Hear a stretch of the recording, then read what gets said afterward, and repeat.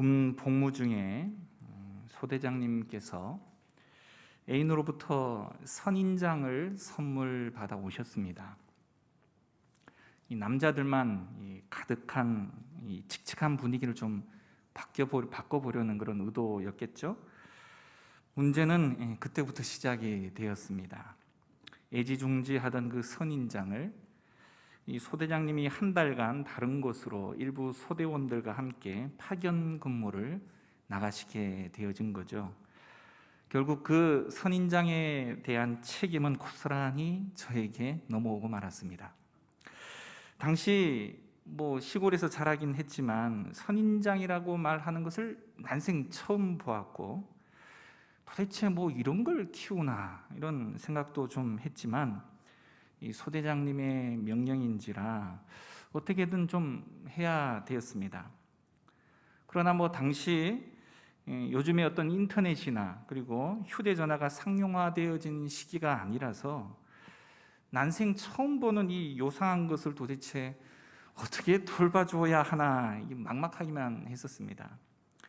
이 모든 생물은 바로 생존하는 방식이 있는 법인데, 그저 식물은 이 사람처럼 먹을 것을 제때 주면 되는 줄로만 알고 삼시세끼 잊지 않고 꼬박꼬박 물을 정성을 다해서 주었습니다. 그것이 최선인 줄 알았던 것이죠. 여러분 어떻게 되었을까요? 결과는 한치의 오차도 없이 온 관심을 갖고 정성을 쏟아서 돌본 이 선인장이 어찌된 영문인지 저의 정성에는 아랑곳하지도 않고 조금씩 생기를 잃어가더니만 시름시름 앓다가 급기야 돌아가시고 말았습니다. 나중에서야 안 사실이지만 이 작물이 필요한 것이 무엇인지 싫어하는 것이 무엇인지 도대체 제대로 알지도 못한 채 내 방식대로 관심과 사랑이라는 명목으로 이 생을 강요하다가 눈에 보이지 않는 뿌리부터 썩어가는 줄도 모르고 내 열심만 가지고 물만 계속해서 주는 통에 어느 날 갑자기 생을 달리하고 말았던 것입니다.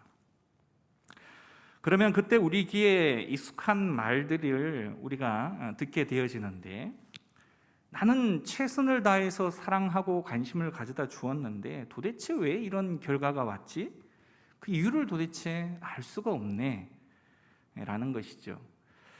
어디 식물만 그럴까요? 이 세상에 아이를 사랑하지 않는 부모가 어디에 있겠습니까마는 다들 사랑이라는 이름 하에 많은 이 행동들이 아이에게 지울 수 없는 잔혹한 폭력이 될 수 있음을 우리는 잘 알고 있을 것입니다. 문제는 그렇게 열정적으로 자녀를 대하는 대다수의 부모는 자신이 그 누구보다도 아이들을 사랑하고 있기 때문에 별 문제 없다 이렇게 생각을 한다는 것이죠. 누군가를 사랑하려면 내 방식대로 사랑을 주는 것이 아니라 상대방이 원하는 방식대로 사랑을 주어야 하는 법이죠. 따라서 사랑은 서로에 대한 깊은 이해를 필요로 한다는 것입니다.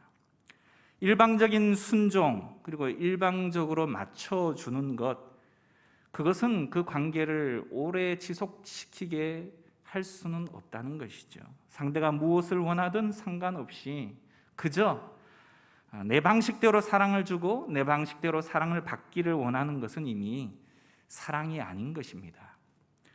누군가와 진정한 관계를 원한다면 내 방식대로의 그 고집과 교만을 좀 내려놓고 내가 원하는 것 그것이 아니라 그가 원하는 것이 무엇인지를 좀 관심을 가지고 알아가는 과정이 필요하다라는 것이죠.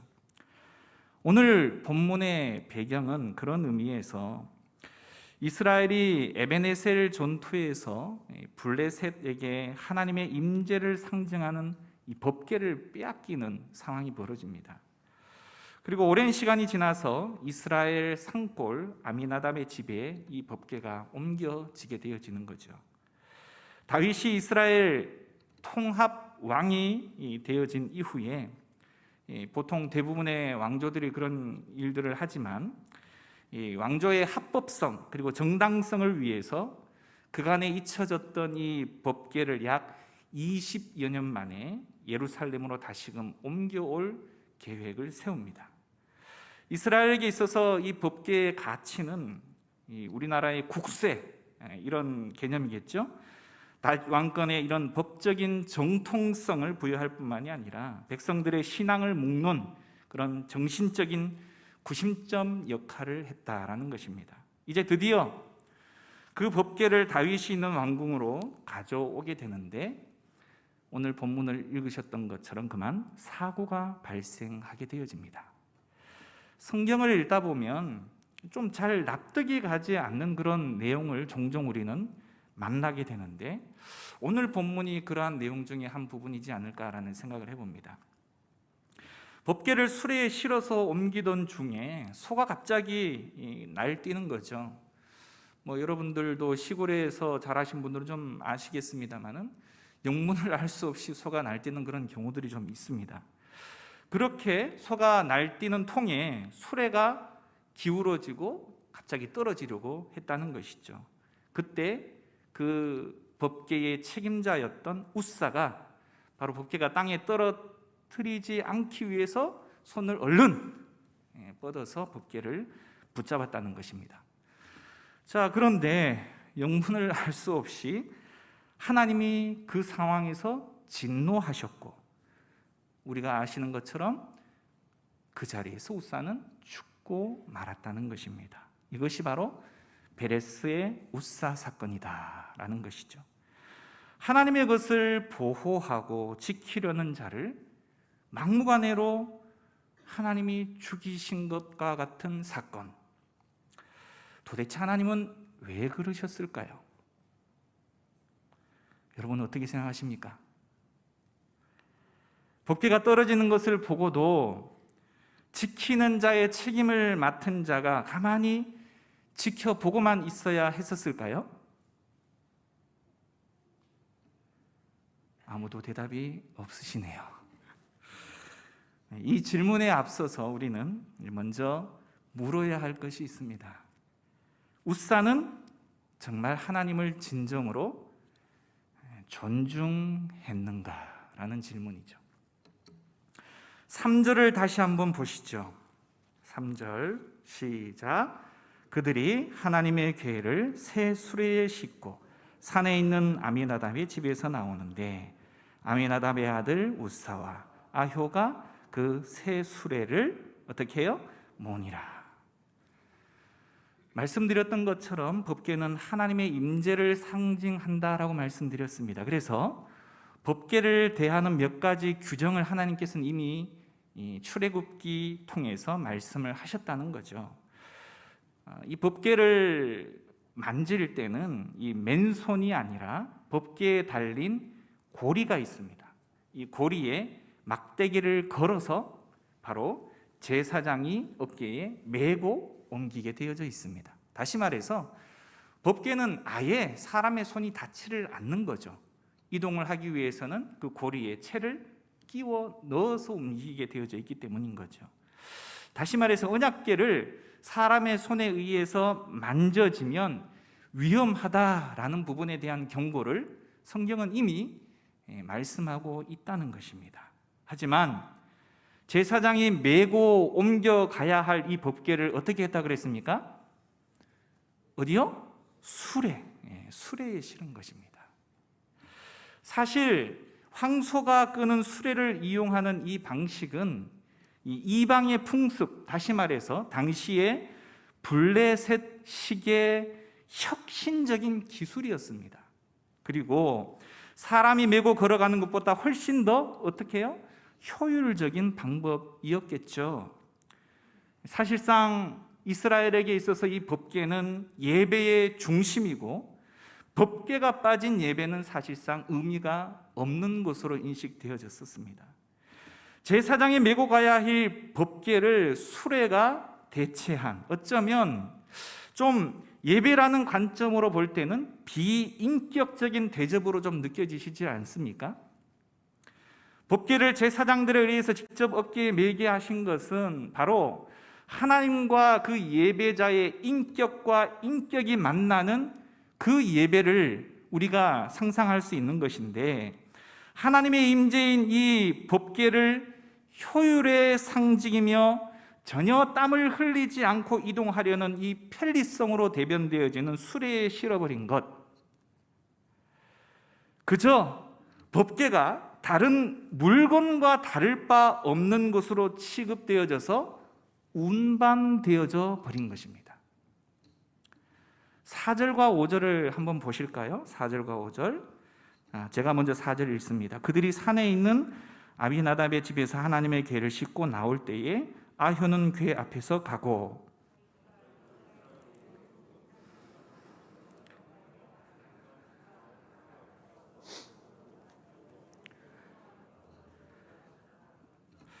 자, 모습은 참 아름다워 보이죠. 네. 그런데 이렇게 첫 단추부터 잘못 끼워진 부분에 대해서 그 자리에 있는 이스라엘 장로뿐만이 아니라 다윗을 포함한 그 누구도 이 잘못에 대해서 문제 제기를 하는 사람이 아무도 없다는 것입니다. 오늘날에도 참 많은 예배가 드려지고 있죠. 많은 예배가 신령과 진리로 하나님과 이 예배자의 인격적인 만남의 자리가 되어져야 하는데, 자꾸만 효율, 편리성, 이런 부분들이 우선시되어지는 예배로 전락하는 경우들이 너무 많아지고 있다는 것입니다. 결국 오늘 본문의 사건은 당시 이스라엘 민족이 하나님의 임재와 언약을 상징하는 가장 중요한 성물인 이 법궤를 운반하는 일을 얼마나 가볍게 생각했는지를 알 수 있을 뿐만이 아니라 전반적으로 하나님에 대해서 너무 무지하였음을 드러내 보여주고 있다는 것입니다. 다시 말해, 그러한 하나님에 대한 무지함이 결국 하나님에 대한 이 경건을 잃어버리게 만든 원인을 제공했다라는 것이죠. 다시 말해, 언약궤를 수레로 운반되고 있는 자체에서 하나님은 이미 진노하신 것입니다. 하나님을 위한다고 선을 뻗는 행동을 했던 우사는 결국 이 법궤가 단순히 물건이 아니라 하나님의 영광과 임재를 상징하기 때문에 1절 사람의 손에 접촉되어서는 안 되었음에도 불구하고 내가 하나님을 어떻게 보호해 보겠다라는 자기도 모르는 이 무의식적인 반응을 보인 것이죠. 우리가 다 잘 아시다시피 모든 행동이라고 말하는 것은 갑자기 나오는 것이 아니죠. 평상시에 편하게 생각했던 것이 무의식 중에 반사적으로 나타나는 것입니다. 그렇지 않습니까?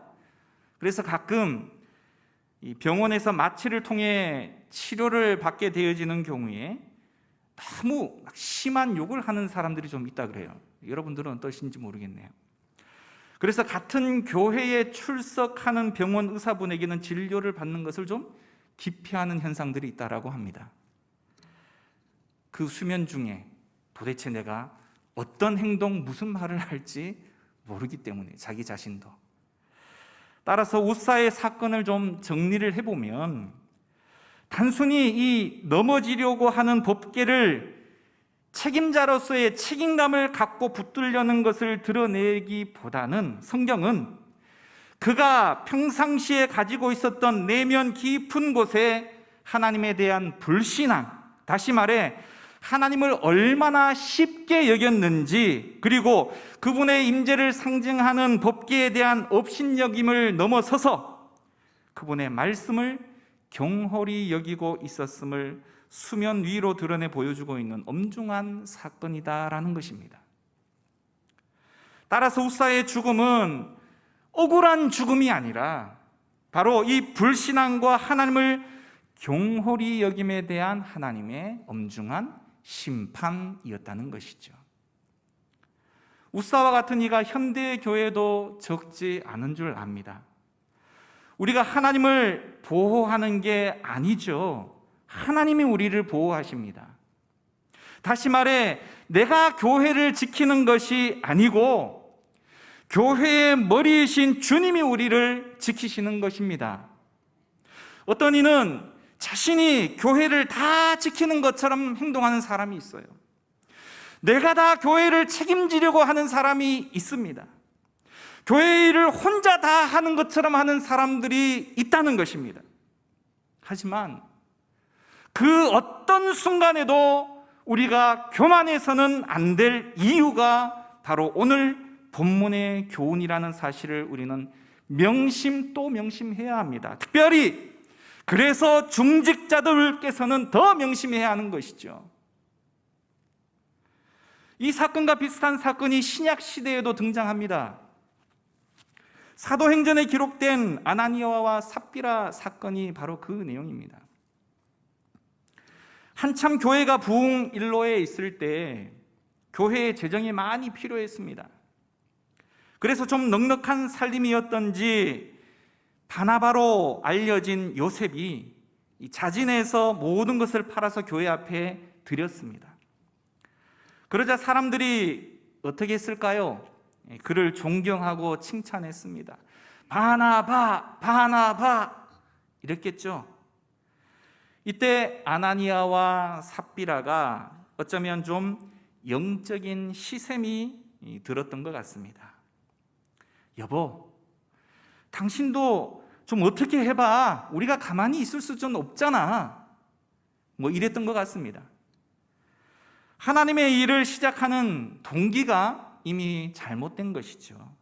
누가 헌금하라 하지도 않았는데 자기들이 먼저 알아서 소유를 팔아서 하나님께 드리려니 잘못된 동기에 잘못된 마음이 그 속에 들어갔습니다. 갑자기 아까운 마음이 든 거죠. 그래서 일부를 퉁 칩니다.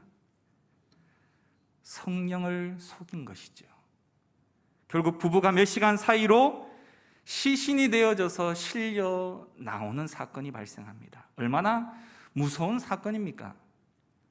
그렇다면 여러분, 이런 무서운 사건이 왜 부흥일로의 초대교회 시대에 일어났을까요? 다 잘 되는 이야기, 좋은 이야기, 멋진 이야기들로만 가득 찰 그 시대에 아나니아와 삽비라는 잘못된 동기로 교회 안에서 하나님의 영광을 사려 했습니다. 하나님의 오묘하심과 거룩하심에 대해서 태도가 이미 틀려 있었다라는 것이죠. 이것을 전체 공동체에게 메시지로 주신 것입니다. 다시 말해 이 일을 듣는 사람이 다 크게 두려워하게 된 것이다라는 것이죠. 오늘날 큰 문제 중에 하나가 하나님에 대한 두려움이 없다는 것입니다. 두려움이 꼭 나쁜 의미만 가지고 있는 것이 아니라는 것 우리 다 잘 알고 있지 않습니까? 오늘 본문 9절에서도 다윗이 그날에 이 사건 이후에 여호와를 어떻게 하였다고요? 두려워하여 라고 기록하고 있습니다. 하나님은 지극히 두려우신 분이시고 우리는 그분을 지극히 그래서 두려워해야 합니다. 좋은 뜻일지라도 결코 가벼이 여겨서는 안 된다는 것이죠. 신앙생활은 엄밀히 볼 때 불편 그 자체인지도 모릅니다. 우리의 편한 본성을 거스르는 일이기 때문에 그렇고 자기를 끝없이 부인해야 하는 삶이기 때문에 그렇습니다. 불편하다는 이유로 하나님의 뜻을 가벼이 여기고 내 방식대로 따르는 어리석은 이 삶은 그래서 철저하게 나의 만족을 위한 삶이고 생색내기일 뿐이다라는 것입니다. 다시 본문으로 돌아가면 이제 다윗이 이 사건을 목격하고 두려워서 법궤를 가져오는 것을 포기합니다. 그러자 가드 사람 오벳 에돔의 집에 메어 가게 하죠. 그런데 법궤가 그곳에 머무는 이 3개월 동안에 하나님께서 이방인이었던 이 오벳 에돔과 그의 온 집에 복을 주시는 것을 듣게 되어집니다. 다윗이 이제 그것을 보고서야 그간의 두려움을 다 걷어내고 법궤를 다시금 예루살렘 성으로 가져오도록 명령을 하게 되죠. 그것이 6장 12절부터 14절입니다. 한번 보실까요? 12절 제가 읽고 13절 여러분, 14절 같이 합니다. 어떤 사람이 다윗 왕에게 아뢰어 이르되 여호와께서 하나님의 계로 말미암아 오벳에돔의 집과 그의 모든 소유의 복을 주셨다 한지라. 다윗이 가서 하나님의 궤를 기쁨으로 메고 오벳에돔의 집에서 다윗 성으로 올라갈새.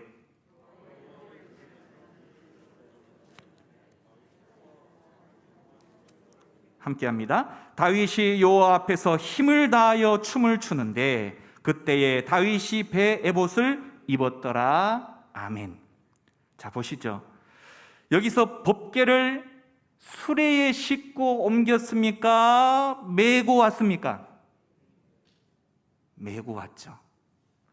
드디어 방식을 제대로 찾은 겁니다. 본질을 회복한 것이죠. 여기서 그 유명한 장면이 나오는데 다윗이 얼마나 기뻤으면 왕의 채통을 넘어서서 베옷을 입고 하나님 앞에 힘을 다해 춤을 춘 모습이 나옵니다. 이것이 바로 진정한 예배의 가치라는 것이죠. 여호와를 즐거워하는 것이 힘이라. 예배는 여호와를 즐거워하는 것입니다. 신앙생활을 하면서 하지 말아야 할 것이 있죠. 바로 내 방식대로 예수 믿는 것입니다. 과연 예수 잘 믿는다는 것이 무엇일까요?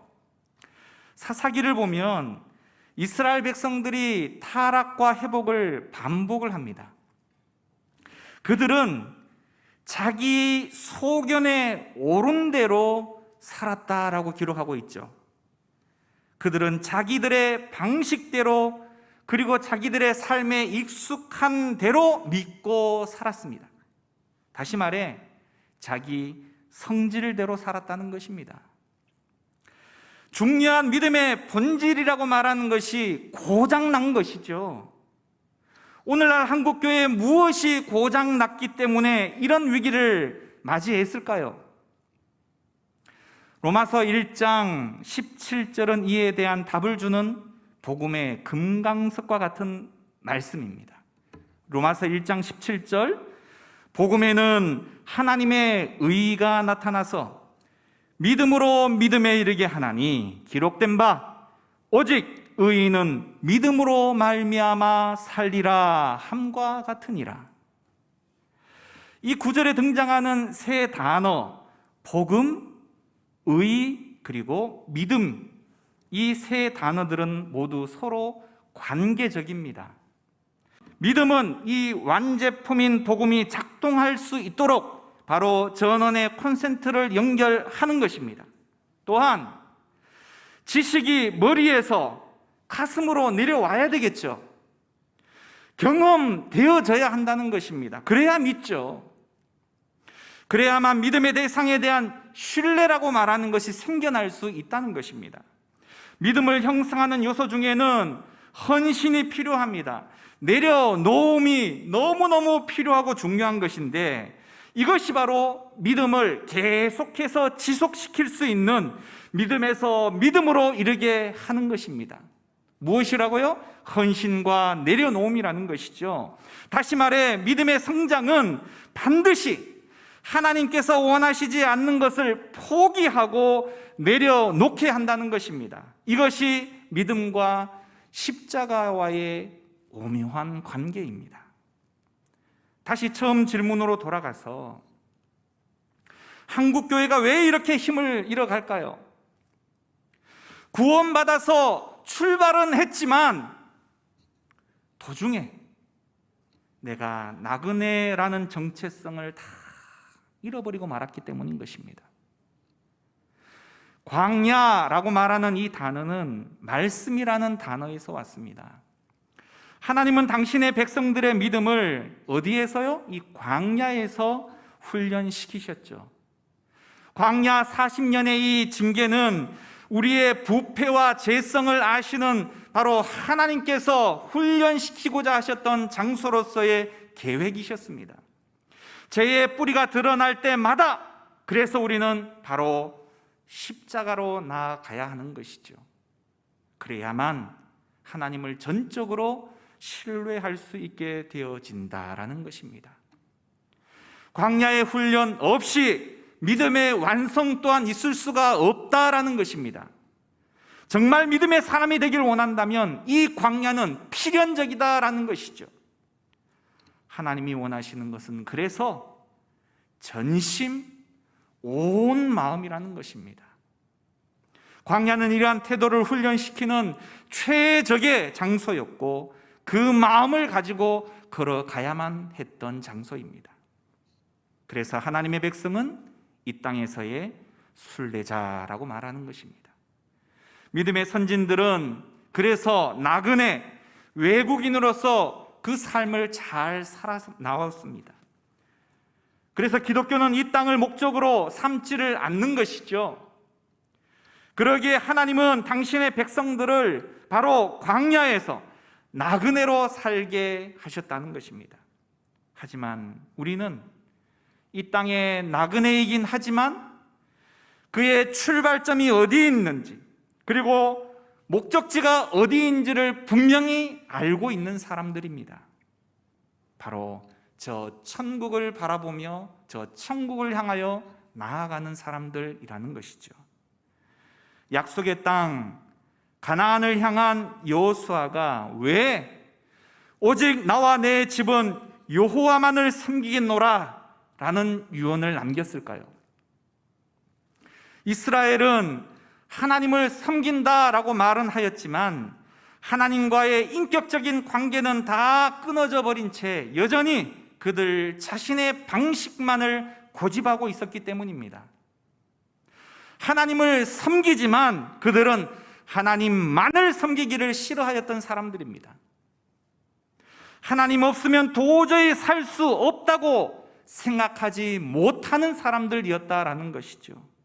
결국 이스라엘 백성들의 신앙은 그래서 유일신의 신앙이 아니었던 것입니다. 오직 여호와만을 섬기겠노라 여호수아는 눈물로 그들에게 호소하였습니다. 오늘 이 시대 가운데에도 여전히 이 고백과 호소는 유효합니다. 이 신앙이 다시금 회복되어져야만 한다라는 것이죠. 우리의 믿음이 도대체 어디가 고장나 있습니까? 하나님에 대한 지식이 여전히 초급 수준에만 머물러 있지는 않는 것입니까? 아니면 내 방식대로만 믿는 신앙이지 않습니까? 또는 나의 믿음은 이 머리에만 갇혀서 더 이상 가슴으로 내려오지 못하는 경험되지 못한 믿음에 속하여져 있지는 않습니까? 하나님이 원하시는 것을 결코 포기하거나 내려놓지 않고 끝까지 붙들려고만 하고 있지는 않습니까? 하나님을 섬긴다라고 말하지만 하나님만 섬기기를 싫어하는 이스라엘 백성들과 동일하지는 않습니까? 우리는 스스로를 그래서 점검해 보아야 한다는 것입니다. 고장나지 않는 살아있는 믿음이라면 내가 광야에 있을지라도 소망을 잃지 않을 수 있는 것입니다. 누군가를 사랑하려면 내 방식대로의 사랑, 다시 말해 사랑이라는 미명하에 행해지는 잔혹한 폭력을 행사하는 것이 아니라 상대방이 원하는 방식대로 사랑을 주어야 하는 법입니다.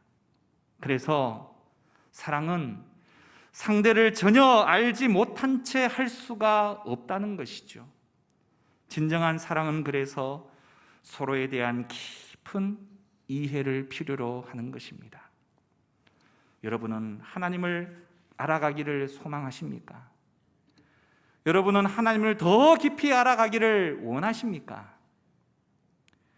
따라서 하나님을 사랑하는 방식에 있어서도 그를 제대로 알지 못하면 경외할 수도 없고 자신의 방식대로 열심을 내면 낼수록 하나님의 진노만 더욱더 일으킬 뿐이다라는 것입니다. 하나님을 섬기려는 좋은 의도는 반드시 항상 올바른 방법에 의해서 수행되어져야 한다라는 것이죠. 아무리 인간의 힘으로 할 수 있는 최선의 방법을 다하여도 하나님의 뜻에 어긋나는 인간의 열심은 하나님 앞에 전혀 무익한 것이다라는 것입니다. 따라서 웃사의 이 사건은 열심과 그 진리가 함께 부합되지 않는 것은 결국 실패할 수밖에 없음을 우리들에게 교훈하고 있다라는 것이죠. 하나님께서는 인간에게 있어 너무나도 거룩하신 분이십니다. 그것은 인간과 근본적으로 다르다라는 뜻이고, 결코 인간에 의해서 이용당하거나 관리되어질 수 있는 대상이 아니다라는 것입니다. 스스로 우리에게 다가와 주실 때 만날 수 있을 뿐, 우리가 필요할 때 불러서 마음대로 부릴 수 있는 분이 결코 아니라는 것이죠. 이 사실을 망각하게 될 때 가장 거룩해야 할 경배의 자리가 가장 불경한 자기만족의 종교 행위만 무성한 자리로 전락할 수 있다라는 사실을 우리는 명심 또 명심해야 합니다.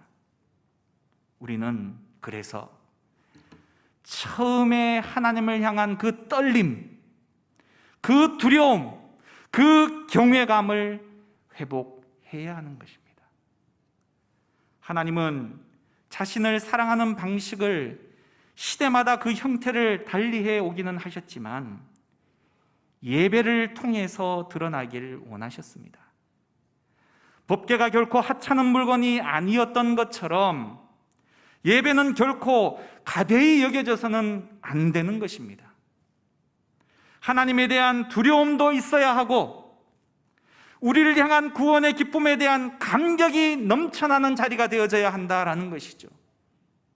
세상은 자기만의 방식으로 살아라, 너만의 방식으로 사랑해라, 너만의 방식으로 믿어라, 이렇게 부추기지만 하나님께서는 내가 좋아하고 내가 편한 방식으로서가 아니라, 세상이 지향하고 세상이 가진 가치관으로서가 아니라 하나님의 고유한 성품과 그분의 뜻에 맞게 우리 인생의 모든 영역 안에서 살아있는 예배가 드려지기를 원하신다라는 것입니다.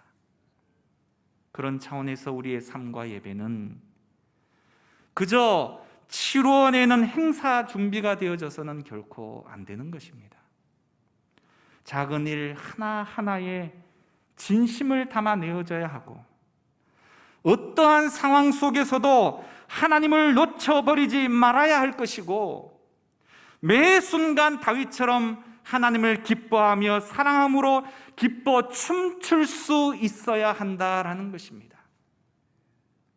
다윗의 허물과 부족함에도 불구하고 이러한 그의 모습 때문에 하나님은 그를 통해 역사하셨음을 우리는 기억하실 수 있기를 소망합니다.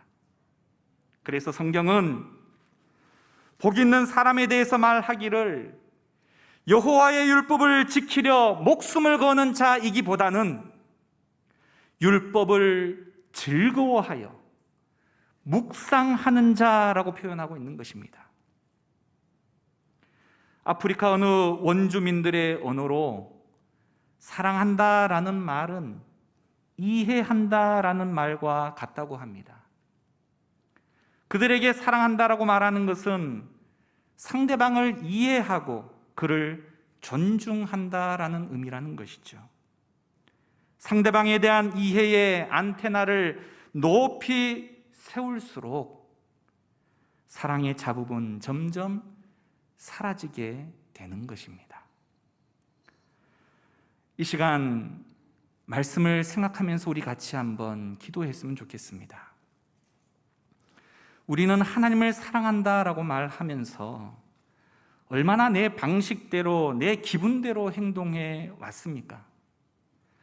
어디 하나님에 대한 부분만 해당되겠습니까?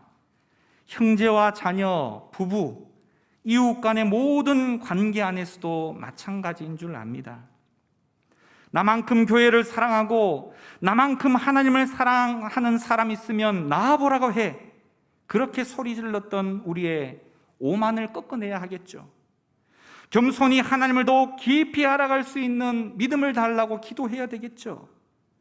나보다 남을 더 낮게 여기고 상대가 원하는 방식대로의 참 사랑을, 그리고 이웃과 하나님과 안에서 이루게 해달라고 간절히 기도해야 할 줄 압니다. 이 시간 함께 기도하도록 하겠습니다.